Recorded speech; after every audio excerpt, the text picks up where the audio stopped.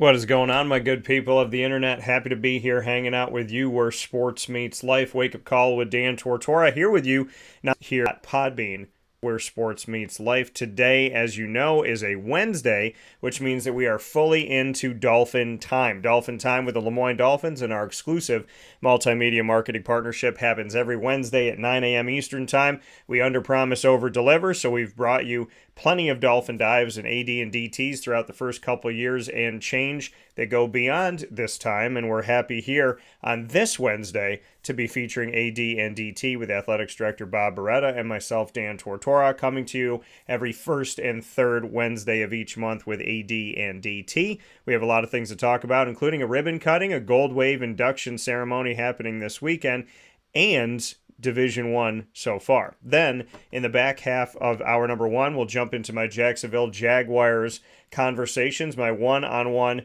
interviews there, my Q&As with the quarterback, of the team, Trevor Lawrence, as well as corner Trey Herndon, linebackers Devin Lloyd and Chad Muma on the Prowl, and we have an all-you will happen this morning.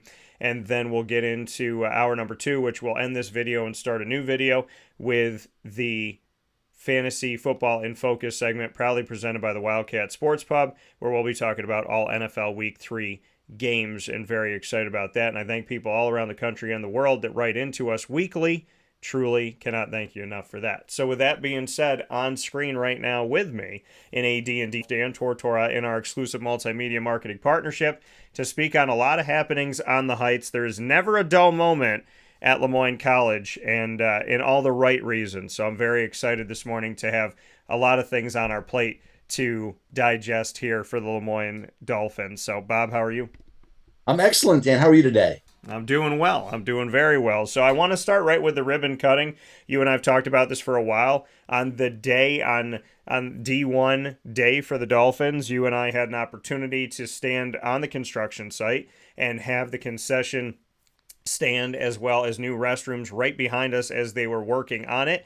They started the project immediately following the semifinal game for the Moyne men's lacrosse team in Division II, fighting for a national championship, and that was happening literally. The game ended. The next day the construction began. You and I got to be there and see it happening. It was awesome to see how quickly this got up and got running, and now that we officially have the ribbon cutting, I'd love to get your thoughts on how everything went over the weekend and how the response was. Yeah, Dan, thanks very much. And you've been there from the start and when it was a vision. And this project really began 10 years ago in the discussion and visionary phase. And we were able to reignite talks in the last couple of years and really gain some momentum behind it, gain traction. And in a matter of months, it went from a pad to a pristine building. So we're really pleased with that. Again, as I talked about in the ceremony itself, we're about service, and this is an opportunity to serve our fans, to serve our visitors to the Heights, and whether it's for a baseball game, a soccer game, a cross contest, or even if they're walking around the complex when it's open, and we want to be able to provide people an area of comfort, and we didn't have that before, and really so thrilled with how it progressed. Our campus architect, Fuad Dietz, stayed on top of things daily, minute by minute, and delivered the building months early, really. When we started talking about this, the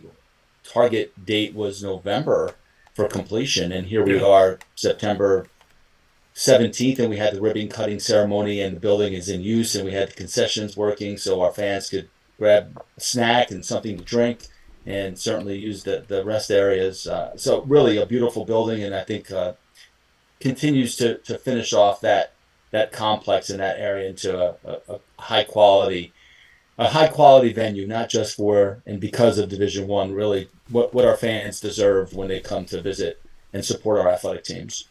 Yeah, and like you said, this wasn't a Division One move. This was a move that you and I had spoken about a couple of years ago. It was one of your, when we talk about phases and different things that you were looking to do, this was part of that initial phase of, we're going to do this with softball, do this with baseball, do this with Ted Grant Field. And so that was part of the plan before you and I had any sniff of Division One or any conversation about that. And I want people to truly know that you were planning on upgrades to facilities and opportunities to teams in our outdoor arenas of Ted Grant Field, the softball field, and the baseball field. All of that was already in the plans and something that was very important to you. And I'm sure for you personally, this has got to feel great that you actually get to see it, touch it, see the logos on it, experience it. And, after all the planning went into it, and to see this come to fruition, knowing that part of this phase for you has been completed and more things are to come as we continue to work on everything that's happening at Lemoyne. Yeah, and a great debt of gratitude to our leadership, President Lemura and Joe Grasso, our VP for finance, and our CFO, and making this happen, and showing that commitment to athletics and to our fans and our student athletes. And as you mentioned, Dan, really the first part of what I hope before the snow flies here, there'll be some additional facility enhancement. Our baseball dugout project has been delayed, but we still feel like there's a chance that it's going to be complete before the spring and before the winter. So we'll see on how that progresses over the next several weeks. And then our softball press box, I was told yesterday that we are on target for a November delivery date. So yeah, I'm hoping if the projects are done in November, it's still before the snow flies. I slip that in there. But yeah, we're on target, I think, for continued enhancement of our facilities. And that was the plan, whether we reclassified to Division I or not. There are some needs here. We did some work in Ted Grant Court in terms of moving our baskets to provide us some flexibility and some backup. That was a major project which kind of flew under the radar because not a lot of people are even aware of it, but that was really important to our basketball programs and to the administration to have that level of relief and comfort that in case one of our stanchions were to break during a game, we have a backup now in place, and we didn't have that for many, many years. So great things happening. We're in the process of rebranding in Ted Grant Court, and I think when folks come in here the next time for hopefully a volleyball game, but if not until basketball season, they'll see a different environment in Ted Grant Court, and I think that's all part of the plan to just keep showing progress. We just want to keep matriculating that ball down the field, as the great Hank Stram once said. Yeah, and I think that, like you said, all of these things happening, what I love about this, and I've come to know you, and people that'll come to know you will see this as well, is that in the, 2+ now, in our third year of being around one another, there are so many people who talk, right? Everybody talks. Everybody's a better quarterback than the quarterback we saw on Sunday night. Everybody's a better volleyball player than the volleyball game we just watched. Everybody could kick a soccer ball better. They would have made that corner kick. But so few people do what they say they're going to do. And I have this really unique relationship and connection with you where I get to see these things. You share them with me ahead of time, and then I get to see them come to life. Like I saw pictures of you saying, this is where I'm thinking of putting the logos. This is what the concession stand's going to look like. So for me to see a rendition on a computer that's printed out and in your office, and then to actually see that on, right off the field, by Ted Grant Field, I think that there's kudos. You always talk about Dr. Linda Lemura, the president of Lemoyne College, and she is absolutely incredible. And we talk about the board of trustees, and we talk about Joe Grasso and everybody else that's involved in all of the awesome things that are happening on campus and beyond. But there's the you factor too, Bob, that when you tell me you're going to do something and you show it to me, I've had many people tell me a lot of things. I've seen stacks of papers, pictures, renditions, write-ups, and nothing ever comes to fruition. The blueprint looks great, but we never get to see it. So I want to commend you because everything that you've shown me of this is what we're doing, this is what we want to do, and this is our plan, you've brought those things into action, and you've worked tirelessly with Dr. Linda Lemura and the team at Lemoyne, and I want to commend you for that because I can actually say that I know somebody who keeps their word. And in today's world, you don't see that a lot. Well, thank you, Dan. Thanks for the kind words. I go back to our team here at Lemoyne, and I go back to our president, Dr. Lemura, and Joe Grasso, and our leadership team, our VPs. They're the ones, without their support, nothing is possible. So I just happen to be the person sitting in this chair and share some thoughts and ideas.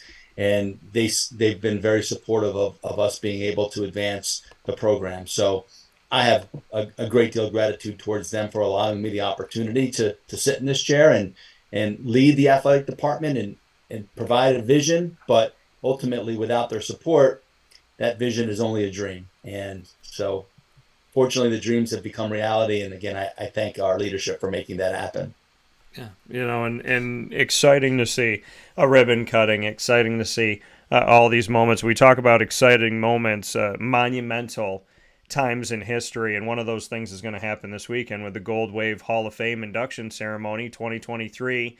There's going to be incredible moments realized for families that are connected with Lemoyne to be now known for the rest of eternity as a Hall of Famer. So this event, which I am very grateful to be connected to, I cannot wait to celebrate these wonderful student athletes, their families. It's so much fun. I've been at the last two. This one will be experienced differently for me in a beautiful way. But Bob, I as soon as my plane touched down this week, and even before that, I'm just so excited to see this because it gets me excited to see. Not everybody likes to see other people win. I am ecstatic to see a plaque for the Hall of Fame handed to someone, to see that moment every time with you and Linda standing on stage and recognizing these incredible people in Lemoyne history. And that's happening this weekend on Saturday, September 23rd, around 10 a.m. We'll get everything started there on campus, and I'd love for you to share more information on this, as we've talked about it a bit. But the Gold Wave is such a wonderful and beautiful thing in our community, and it's something that is without words, I think, for a lot of people that have been honored as Hall of Famers. Yeah, and thanks so much, Dan, for being a part of it. Agreeing to host, to serve as the MC of this, and I think it's one of two or three marquee events in our athletic department every year. The others are centered around our current student athletes, but this is about celebrating excellence. That's what a Hall of Fame induction ceremony. And I was blessed before I left West Point. I served as the chairman of our selection committee and ran our Hall of Fame induction ceremony the whole weekend, really, from its inception until I left. And so we started it around 2004. So for about 16 years, I had that great honor, and it is a great honor. And I think I'm so excited to hear your excitement about seeing others honored. I am as well. And I think when we stop in athletics as administrators, when we no longer feel that, then it's time to look for a different profession.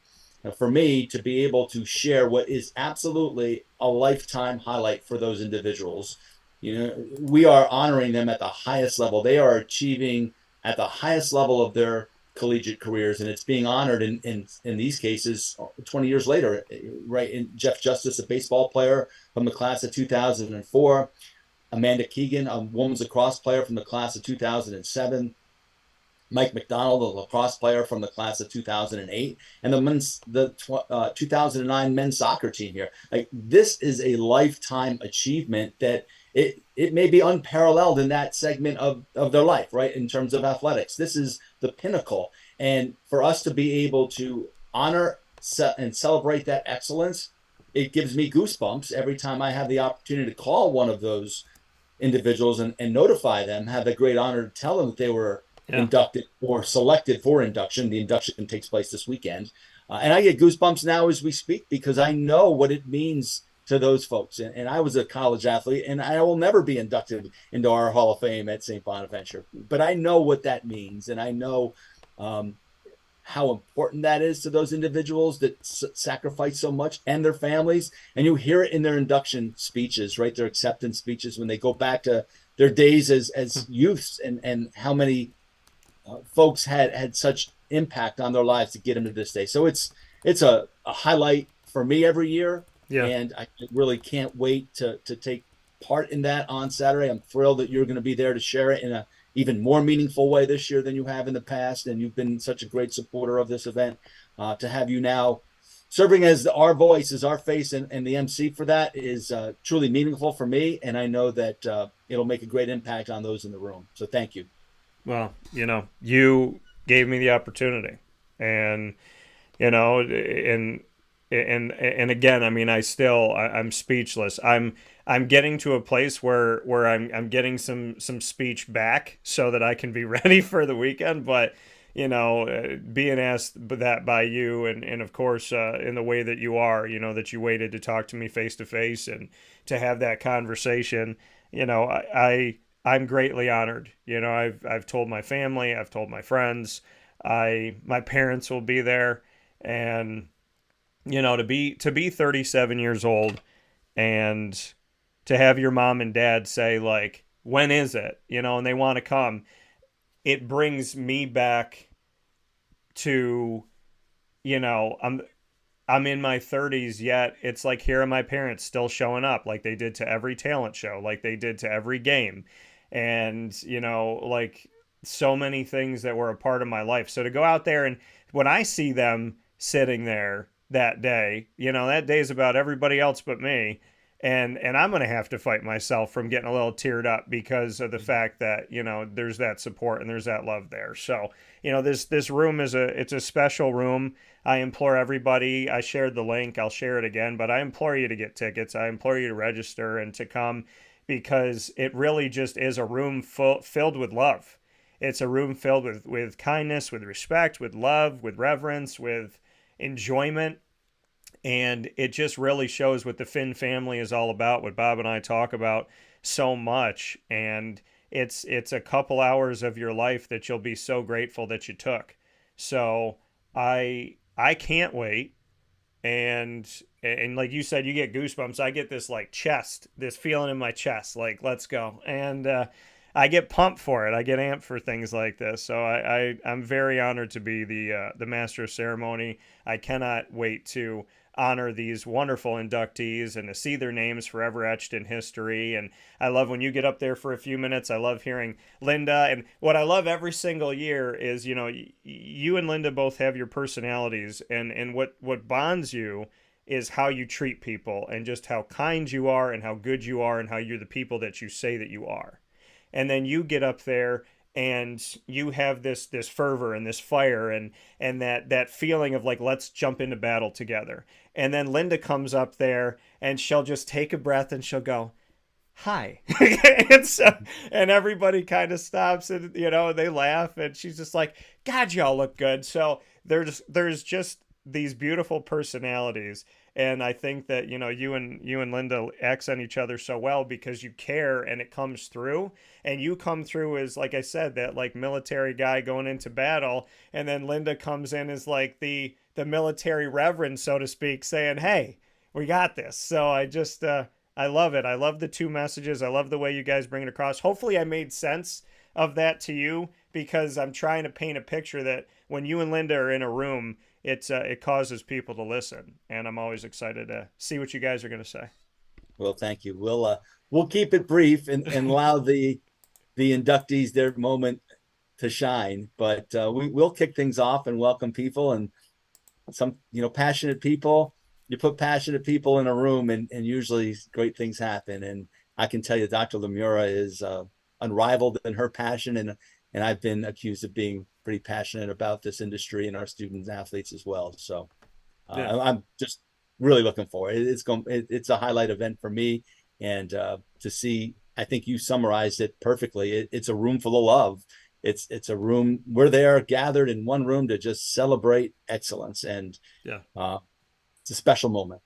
Yeah, it's great, and those little desserts are good too. So it's a lot of. I always sneak my food. I always have to like well, now it'll be a little bit different because being the MC at it. But normally I'm like filming, and now I'm thinking two things. I'm thinking, how am I gonna sneak food now? And the other thing I'm thinking is, who's gonna run my camera, because I'm not gonna be there. I'm gonna have to teach mom and dad to be like, you gotta hit that button, you gotta do that. But because I got family in Florida that are like, please, make sure you record this. We want to see it and support. So, And we are streaming it live for those that can't come. Yes. And as you mentioned, folks, we invite people to visit our website, purchase tickets at the door or in advance. But for those that can't make it out, we'll have a link on our website in the next couple of days. People can visit our site.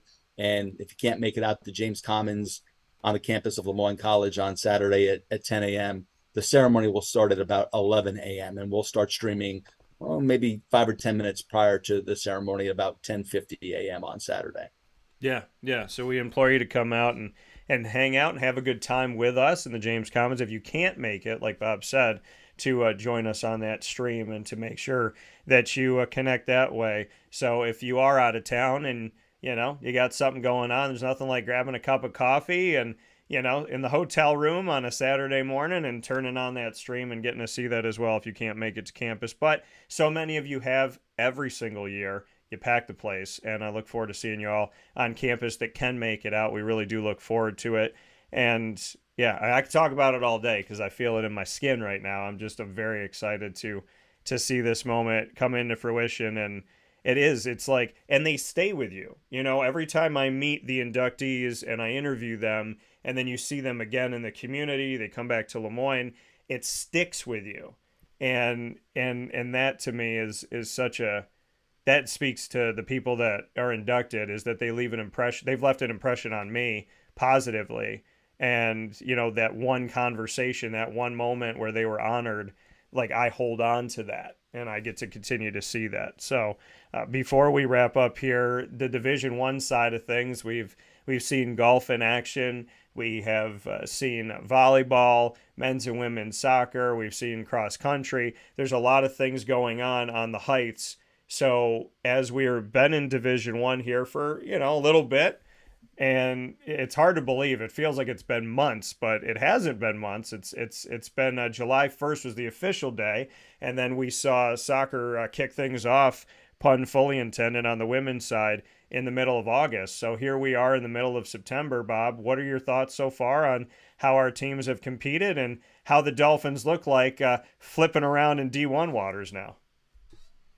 Yeah, thanks, Dan. We are about a month in, and I'm so proud of our student athletes and our coaches and how they've attacked this challenge. And we've met with all the teams and individually as we introduce our staff. And I ask all the student athletes, I've asked them all three things. I said, here's three things that I'm going to ask of you. And I think you can achieve this because these are all choices that you make, and you control your choices. One is that you compete ferociously. I'm asking them to compete ferociously every day in training, every day in practice, every day in competition. Compete ferociously. Number two, represent the institution with class and dignity. They've done that for many, many years and continue to do that today. And that's a choice that they make. And then the third piece, I remind them that they have the opportunity to be a student athlete for only a short period of time, a finite segment of their lives. And they need to enjoy every moment. They need to enjoy this. They're trailblazers this year in particular as we transition to Division I. They're history makers, and they need to look around and be grateful for the opportunity, be grateful for those that helped them get here, and enjoy the heck out of this opportunity. So those three things are what I've asked of them. I've told them we're going to measure success in many different ways this year. It's not just going to be the scoreboard and the results after a contest. Having said that, I've been thrilled at our competitive level for our sport so far. Our men's and women's soccer team, it may not show up in their record, but they have been exceedingly competitive against their opponents. Just last night, our men's soccer team went down to University of Delaware. UD was 5-1-1, and we were able to earn a draw late in that contest in the second half. And that shows the resiliency, the grit, the determination. We jumped up 1-0. They scored two straight, went up 2-1, and we didn't fold. We battled and drew a PK and scored in the second half and tied an outstanding team. Our women's soccer team opened up at home during our Fins Frenzy over the weekend on Sunday against Howard. Howard, I believe, was a 6-win team at the time. 6-1-1, I believe, was a record, or 6-1-2. And I thought we dominated the first half, and we trailed 1-0. That's the sport of soccer. It can be cruel. We dominated. We were unable to find the back of the net. We lost 1-0, but it was without question the finest game that I've seen our women's soccer team play in my tenure as athletic director here. Yeah. So I'm really thrilled with that. Our women's volleyball team is progressing. They're getting better every time out. They're challenged right now. They're in a total rebuild. They're in a shortage in terms of volume of athletes. We had some leadership challenges there where we had to make two coaching changes since last year, and it certainly impacted our recruiting and our numbers and all those kinds of things. But those young ladies are competing hard and getting better every time out. Our runners started in the cross country, and they've been battling and running personal bests in high times. And of course, our men's golf team actually tied Niagara, but then lost, as you added, in the tiebreaker over the weekend in a duel. And then we have to mention our women's tennis team, because officially, our women's tennis team will go down in history as registering the first NEC victory in the history of Moyne College athletics. They defeated Binghamton over the weekend. Binghamton is an associate member of the NEC. That was a dual match on Sunday, and our ladies won 5-2. So congratulations to Jeff Lonzak and his women's tennis team. They are the first Moyne team to register a Northeast Conference victory in the history of the school. Yeah, and that happening, like you said, over the weekend here, as unique scheduling allows for some of these opportunities to get some early action in. And I did want to, I had tennis on the back of my mind, because there's that uniqueness of, yes, we'll see them in February, but we're also seeing them a little bit here in the fall before we see them again in the new year in 2024. So congratulations over Binghamton University in Vestal. And like you said, they're in the NEC. They're associate members. They're not full members, but they did join in women's tennis going into this season. And Moyne women's tennis winning 5-2. And Jeff Lonzak, an incredible piece of everything that's happening on the Heights. And always great having him on the broadcast, and appreciate him so very much. His women's tennis team is better than his NFL team. I'm not going to tell you who they are. So, but before we, I'm sorry, Jeff. I know he's going to get me for that one. But before I let you go, Bob, any other notes that you'd like to make as we get set for a fantastic weekend? And of course, more events coming up. And this Sunday, we'll get to see the men's soccer team back on the Heights. So there's a lot of good things coming up this weekend with the Gold Wave Induction Ceremony and, Doc Joyner weekend and all of that. So I'd love for you, if there's anything that you'd like to add before we wrap up today. Yeah, thanks, Dan. Really, two events, two home events I'd like to spotlight. We have our women's soccer team battling Stonehill here at 3:00 Thursday, tomorrow afternoon. So that's another NEC contest, and I expect that to be a fiercely competitive matchup. Two former NE10 rivals reunited now in the Northeast Conference. So we'll take on Stonehill, two reclassifying schools. Stonehill in the second year of its reclassification, Moyne in its first. So that'll be on the women's soccer side, Thursday at 3. And then on Sunday at 1, our men's soccer team opens up its NEC conference slate once again against Stonehill at 1:00. And I expect that to be a tremendous contest as well, a great matchup. So two home events over the next couple of days, both soccer, men's and women's soccer against Stonehill, NEC games. We're able to get a new logo painted on the field. So I think people will enjoy that as well, as we really try to brag a little bit about our membership and things of that nature. So we're excited about it. We're excited about the progress and the trajectory of our programs. And I love to watch our athletes compete, as you know. So I'll be out there at both of those events. And of course, Saturday, the Gold Wave Hall of Fame induction ceremony. That is really the highlight signature moment for us this semester for certain. Yeah. So celebrating the student athletes today and celebrating the student athletes of yesterday as well, and bringing it all together as Moyne does so very well. Can't wait for it. Like I said, I love the energy, and I have gotten to see so many soccer matches this season already, and to know that there's two more coming up, I'm very excited about that. To know that it's Stonehill, that's that rivalry that's coming back, because some of these student athletes know all about Stonehill.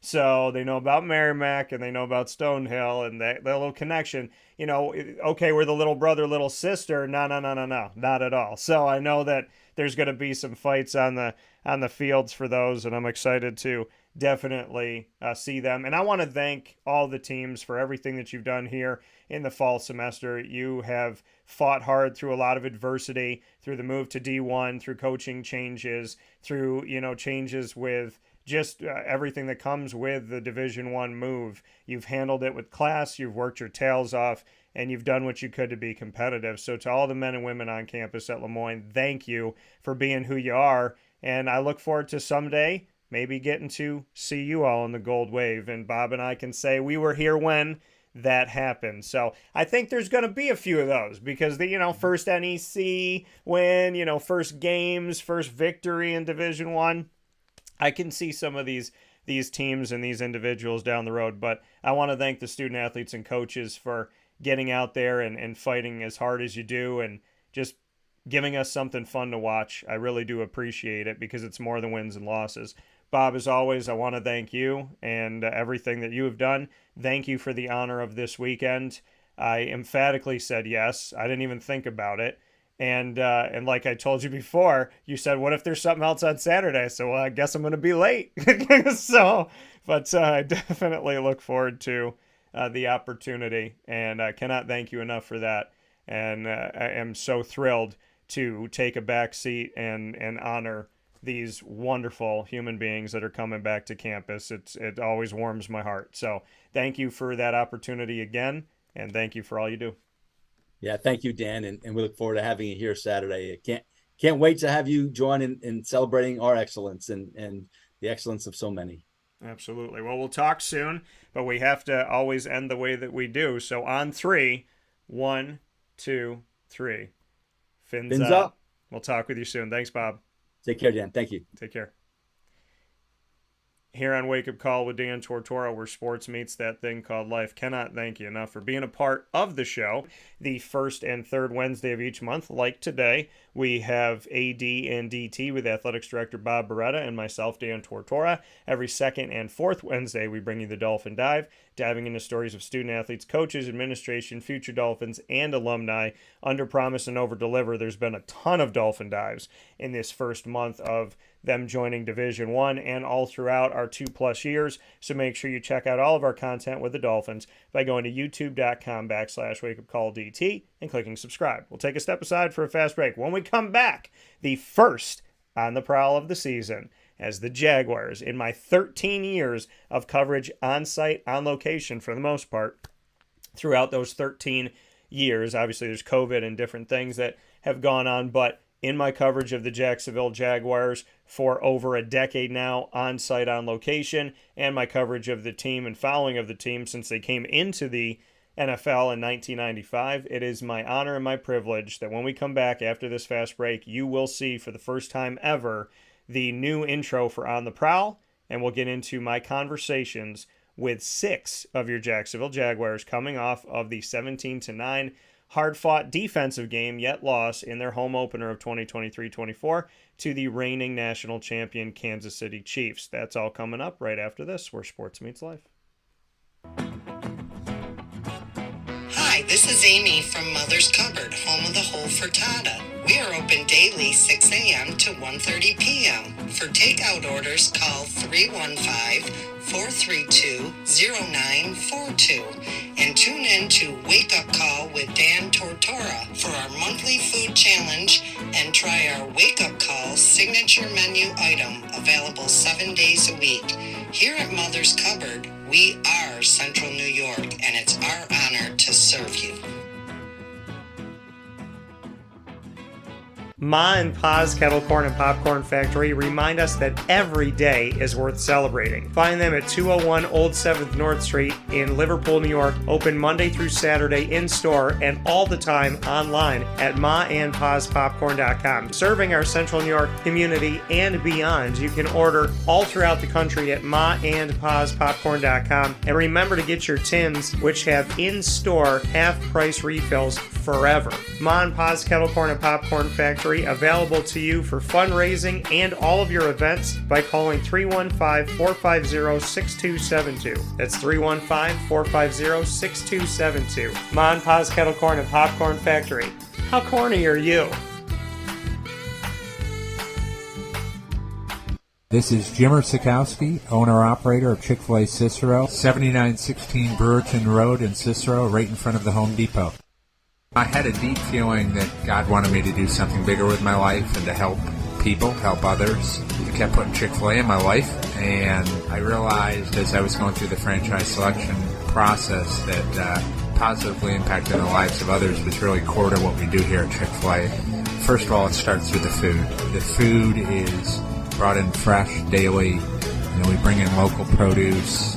We prepare to order in the kitchen. We hand bread our chicken. We hand spin our milkshakes.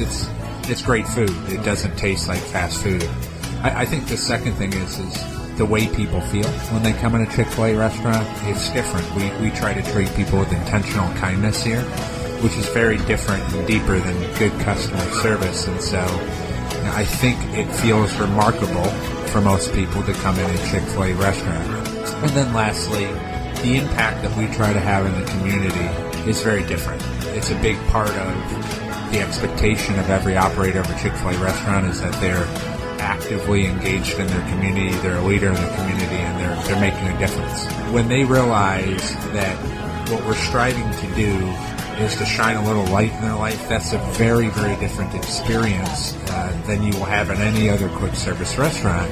And it's that remarkable experience that I think people will emotionally connect with.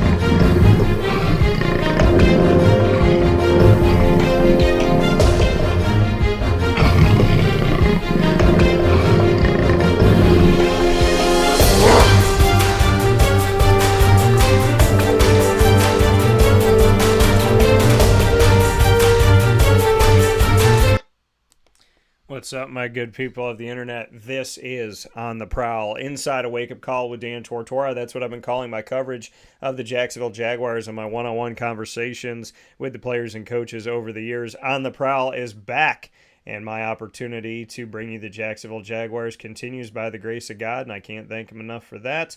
And I want to thank the Jaguars organization as well. My first conversation of the 2023-24 season will be with wide receiver Jamal Agnew, who is here on the team. Obviously, he's been used on special teams as a returner and, of course, as a wide receiver. On the Prowl, first conversation of the season, starting here with Jamal Agnew following the 17-9 loss to the Kansas City Chiefs. And this is what Jamal and I spoke about after the game. Well, in this game, defense created a lot of opportunities. You guys didn't come away with a touchdown offensively. Just what you can say, kind of looking back on this game offense-wise. Yeah, hats off to our defense, man. They played their off today. They probably had like 3 or 4 takeaways. Special teams had one. I mean, they got big stops when we needed them. Fortunately, we just couldn't capitalize and kind of just eating ourselves. Like, we're kind of... I mean, obviously, that's a good defense we played. I mean, they just defended champs. But there's a lot of stuff out there that we could have controlled that we didn't do well enough. And, we know that. So, we're not sit here and hang our heads. Obviously, it's a tough loss. But, it's a lot of things we can clean up. And that's, I think, the positive thing to take out of it. What are some of the pieces that you can kind of look at right away offensively that you can kind of build upon as you move forward? Just executing on third downs, getting touchdowns in the red zone, just being more efficient, getting in and out of the huddle. Those are all things we can control. That's not anything that they did. They made their plays. They're good. They're a really good defense, but there was a lot of things that, like I said, we could have controlled that we didn't do that we normally do. Did the matchup feel differently than the other 2 matchups against the Chiefs last season? I mean, do you feel like, despite the end score of 17-9 not in your favor, do you feel like this Jaguars team is better than the one that went up against the Chiefs last year? Yeah, I think we're better than last year, just because we had a year to grow from then. But I mean, obviously, we didn't play to our best today, and we all know that. We all looked at each other on the sideline before the game was even over, and was. There's a lot of things we could do better, and a lot of things that we do well that we didn't do today. So, we just got to clean those little things. It's the little things that we need to clean up. and like I said, that's the positive thing out of it. It's a lot of things we can clean up ourselves and get better outcomes. Is it a mental thing? I mean, what do you, when you say like these are things obviously that are in your control, what do you attribute it to? Is it just kind of the mental side of things? It's just not executing. Things we've executed so many times. We just gotta execute, and that's all it comes down to. That's what it is in the NFL. It's just execution. Who's more efficient, who takes care of the ball the most, and who executes the best. Lastly, I mean, you and I talked last season about your faith and the team having faith in each other. Just what you can say about leaning on faith as you step forward. We're gonna lean on each other. We're gonna love each other. We're gonna give the defense a lot of love because they kept us in that ball game. It was a lot of times where they got us the ball with good field position, and we didn't take advantage of it. Like, for example, my backwards pass that I dropped. Like, that's defense just got us a big turnover, and we got to go down, capitalize, get 3 at least, or else score in the end zone. I put the ball on the ground. I dropped the ball. That's something we do in practice. That's one of the easiest balls to catch, and I just took my eyes off it. But just those little things we can do to get better. It's a positive thing right there. That coming once again from Jamal Agnew, wide receiver and returner for the Jacksonville Jaguars, in my one-on-one conversations with the Jaguars here, where sports meets life on Wake Up Call with Dan Tortora, in our segment entitled On the Prowl. Next up on the Prowl is linebacker Devin Lloyd, who joins me here on Wake Up Call with Dan Tortora to give his thoughts coming off of the Kansas City game, the home opener for the Jaguars for 2023-24. Well, despite the loss today, defense created a lot of opportunities. Just what you can say about, how you feel like the defensive unit performed and just what you guys take away from this. I'll see how the film looks, but overall, too many points. We want our offense to have more points than their offense at the end of the day. So we'll see how the film looks. I know, like you said, we gave the offense some opportunities. Obviously, we always want more takeaways. But at the end of the day, we didn't do enough to get the job done. What is it about this year's Jacksonville team that, despite the loss today, 17-9, do you feel like this team is better than what you put on film against the Chiefs last season? Yeah, definitely. Everybody's going their second year to the defense. Communication's a lot more crisp. Guys are getting to the spots and flying to the ball. Effort's always been there. Nobody's ever questioned effort. But you see, we're just stepping up more critical downs. We feel a lot better than we did last year as a group, but still wasn't enough today. Going up against the reigning national champions, what did you take away from this time around against Pat Mahomes and some of the weapons out there? They're still a legit team, still a legit offense. Doesn't matter who's playing. Mahomes is going to put his team in the right position to win. Andre Cisco had his fingertips on an interception in the first quarter and then ended up coming up with one when he was able to come across the field and get in front of that route. Just what you can say about what that play meant to the defense and despite the loss, just what you can do to build off of moments like that. Yeah, every turnover is huge, and that one was a big one. And I know he wanted the other one. I had one, a PBU, or I wanted one earlier too. So the ones that we have opportunities to get, we always are kicking ourselves. But he made a big play for our team. We need that. That coming once again from Devin Lloyd of the Jacksonville Jaguars in my On the Prowl segment here on Wake Up Call with Dan Tortora. Q&As with the Jaguars all throughout the season, and very honored and privileged for this to be year 13. And obviously my grandfather, Tommy Cavino, this is his lucky number, so all too fitting here. And he loved to go down to Florida, so it's just funny how things kind of work out here. Next one up in my conversations with the Jaguars coming off of that game against the Kansas City Chiefs is going to be on the broadcast for the first time ever, running back Tank Bigsby. Tank Bigsby, a rookie on the team, and this is what Tank had to say. Number 4 out there for the Jacksonville Jaguars in my first conversation with him, and it also being following this Chiefs game. 2 games into your time in the NFL, just what you've taken away from obviously the victory and then the adversity of this game. Just take advantage of every opportunity you get, and just go out and play hard, finish hard, and you know, just learning the league. You know, it's amazing. You know, just getting opportunities to just go out and compete. That the play where Trevor obviously was trying to elude the sack and get the ball out to you. Just bring me into that play. So this week we knew that we was playing a blitz team, and corner act like he was coming. So obviously I had to respect it and step up. And I stepped up and I tried to get back to the swing. And you know, as he was getting sacked, I was looking back and I couldn't get to the ball, and it just went behind. But I made sure I got on the ball this week for learning from last week. But it's obviously a learning mistake from last week that I corrected this week. But just got to keep getting better and keep studying, keep growing as a player, and the sky's the limit. Being here with Travis Etienne Jr., when you talk about learning, just what you can say about what he does to teach, and obviously before we started the conversation, he was going over stuff with you as well. Just working hard, showing me how to do things, showing me how the league is, how it's a business, how everything is in the league, and just continue showing me, you know, just how to be,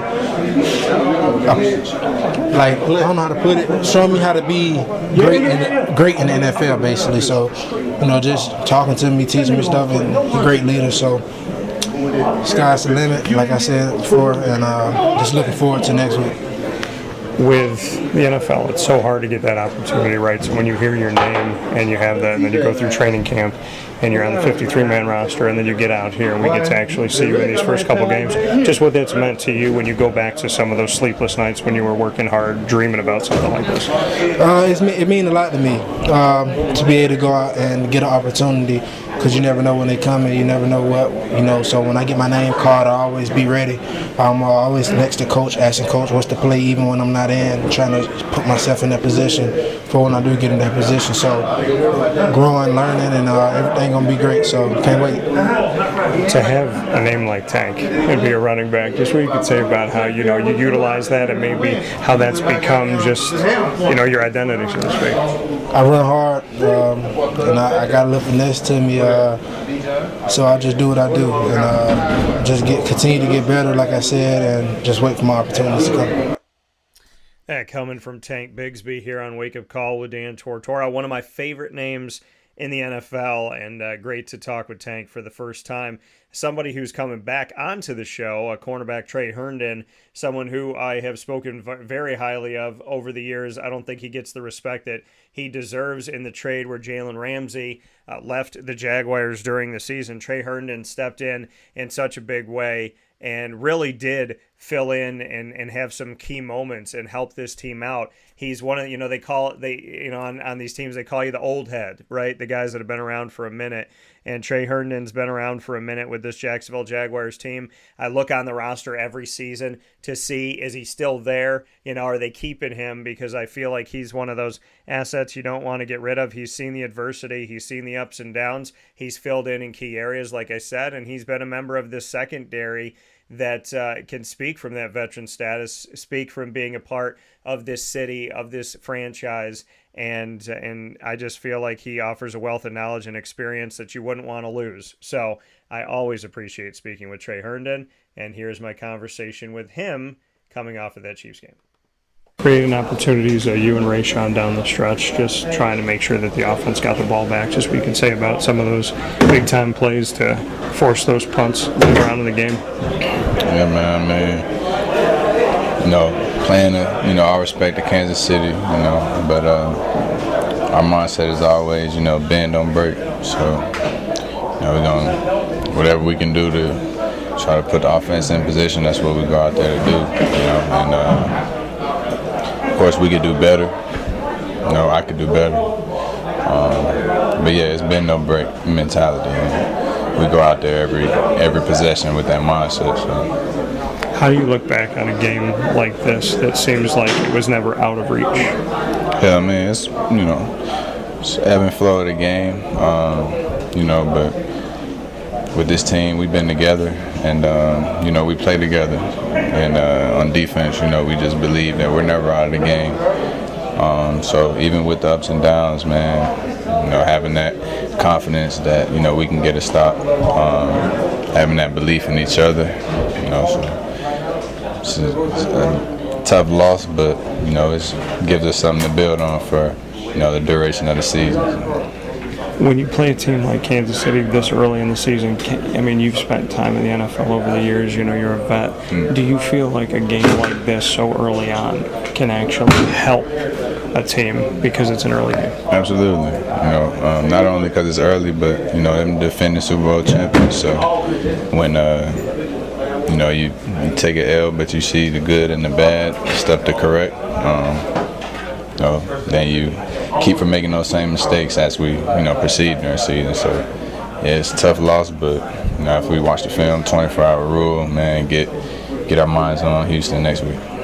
Cisco wanted that first touchdown, or interception, pardon me. It was on his fingertips, and then he was able to pull in the next one. Yeah. Just bring me into, you know, how he was on the sideline, and then finally get one. We already knew he was going to, if he got another opportunity, he was going to come down with it, man. So, yeah, he was on the sideline like, yeah, I got y'all. You know, I get another op, I'm going to catch that. And he ended up doing it, and everybody believed that he would do it. So, like I said, it's just that defensive chemistry, especially on the back end, man. Everybody's close, and we believe in each other. Is this team, in your opinion, from the two games you had against Kansas City last year to the one that we just saw, is this a better Jaguars team this year, in your opinion, despite the 17-9 loss? Absolutely. I mean, like I said, we got a lot of the same pieces from last year, added some new ones. And we just proceed to build on each other's energy, man, and that team chemistry and playing together. Coach Doug always talks about playing together. You know, that leads us into, you know, building with each other and getting better. So, absolutely, we definitely are a better team. That coming once again from Trey Herndon, cornerback for the Jacksonville Jaguars, saying that they absolutely are a better team from last season, the season that ended, a better team than when they faced the Chiefs then, and that game was in the divisional round of the AFC, where the Jacksonville Jaguars came within one possession, a touchdown and a 2-point conversion from tying the Kansas City Chiefs. So Trey echoing the sentiments of his teammates as well, that this year's Jacksonville Jaguars team, despite the 17-9 loss at home, is a better team than the team that faced Kansas City last year. So appreciate his time as well. And coming up next on the broadcast here on Wake Up Call with Dan Tortora, where sports meets life, is my Q&A with quarterback Trevor Lawrence of the Jacksonville Jaguars. I covered him when he was with the Clemson Tigers in my coverage of the ACC, which is now a decade's worth of time. So covered Trevor Lawrence and Travis Etienne as they were members of the Clemson Tigers, and continue to cover them here in the NFL in my Jacksonville Jaguars on the Prowl coverage. And so now my Q&A with Trevor Lawrence after this game against Kansas City, speaking on the defense, is here for you. Trevor, just expanding on that a little bit more, what you can say about the opportunities that the defense created today and just their level of play in this game. Played great. They're flying around. I mean, back-to-back weeks, they played awesome. You know, kept the teams out of the end zone, created turnovers, given us good field position on, you know, numerous occasions. It's just, we got to be better. We got to help them out. I mean, they were on the field a lot today. We had a lot of bad possessions where we put them, they get a turnover, we put them right back on the field, and really just their back was against the wall the whole day. And, you know, they played great, you know, and we got to play better. We got to help them. You know, that was just bad by us. So Trevor Lawrence, you know, just speaking on the defense, speaking on the positives of the defense and the things that they need to do to get better to help them out, the opportunities that were created by the defense, and the fact that they need to respond and they have to do better for this defense as the team steps forward, which is no surprise. I mean, that's clear from anybody that watched the game that the defense definitely came through and did what they needed to do in this game in many areas. And the defense would tell you, and the guys have told you here on Wake Up Call with Dan Tortora inside of our On the Prowl segment, which is our spotlight on the Jacksonville Jaguars and interviews with them throughout the years. You know, you heard from the defense saying, yeah, you know, we did some good things, but we could have done some more things. And you look at the offense saying, you know, they did what they were supposed to do on defense and on special teams. Now we have to come through and handle business. So we'll see what these Jaguars look like as we have the opportunity to see them at home once again this coming Sunday, September 24th at 1 p.m. Eastern Time against divisional rival the Houston Texans. But before that happens, I will head to my final On the Prowl conversation of this broadcast, Wake Up Call with Dan Tortora, as linebacker Chad Muma rejoins the show here where sports meets life. Well, defensively, you guys created a lot of opportunities for the offense today. You don't come out with a win as a team, but what can you say about the defense's play against the defending Super Bowl champs? Yeah, I think you said it. I think early on we made a lot of plays, and we kind of did well out there, and you could see us running around. But at the same time, we gave up a couple of those other plays where they were able to get in scoring positions or score. And so I think we kind of talked about it afterwards, just eliminating those because we're a team, and it's not all on defense, all on the offense, all on special teams. It's a team effort, and so we just got to eliminate those situations where we kind of let up some yards and points. On that play later on in the game where it looked like a Foye had gotten to Pat Mahomes and then the ball gets out to Sky Moore, just what you can say about what the defense was seeing on that play. Yeah, so on that play we had a little call where we were in man and we were shadowing Patrick Mahomes, and Foye was that shadow man to, because Pat Mahomes is able to create those plays and get out the pocket, make something happen. And so really on that play we would have a backer watching Pat Mahomes for that, and Foye almost got there, and I think one guy just got bumped off on that play for Sky Moore to catch it down the field. How frustrating is it in a game where there are so many opportunities that were created by the defense and so many chances? I know, like you said, this is a full team, but when you have those moments, did you feel like you had Kansas City on the ropes? I felt like we had them on the ropes a little bit, and I think, we just got to continue putting them on the ropes as the game went on. I think that's kind of where, the defense may have faltered a little bit, and just continuing to put the pressure on them instead of having the pressure on us. And so, definitely we just got to continue making those plays, because those three takeaways, I think they happened in the first half. I'm not sure about the second half, but just getting more of those opportunities. Andre Sisco on the defensive side, obviously, as a safety for you guys, had his fingertips on a potential interception in the first quarter and then was able to reel in one in the second. Just what you can say about his play. No, that was great plays. The one that he caught down the field, he got in great position. It was funny on the sideline, he was talking about how, one of our coaches kind of talks to him about that, and he did it, and he got the interception off it, and so it worked, and, he's able to bring that energy to us. And, after he missed that first one, we kept him up, picked everyone up, and defense still felt good, and he was able to go make that takeaway the next couple series after, next series, whatever it was. Played the Chiefs last season, both on the road. First time around, lost by double digits, and then in the playoffs there was a couple mistakes, and you guys were right there. Is this team, despite the loss today, do you feel like this Jaguars team is better than what you gave to the Chiefs last year? I think so. I think that, just being in year two with all the coaches that we have, we're going to be better regardless. And, I feel like today we left a lot out there, both, offensive, defensive, special teams. There's opportunities that we have, and we just got to, finish that. And I think, afterwards we talked about, we're feeling this moment, having this moment, and, moving on from it and really letting this fuel us for the rest of the season, because, here on out, we don't want to lose. We want to win. We just are hungry for that. That coming from linebacker Chad Muma. Always appreciate speaking with Chad and having him on the broadcast here on Wake Up Call with Dan Tortora, where sports meets life. A lot of leadership in this room and in the building for the Jacksonville Jaguars. And from what I've seen in the many years that I've spent there on site, on location, I've gotten to learn about this team and learn about the culture and the environment.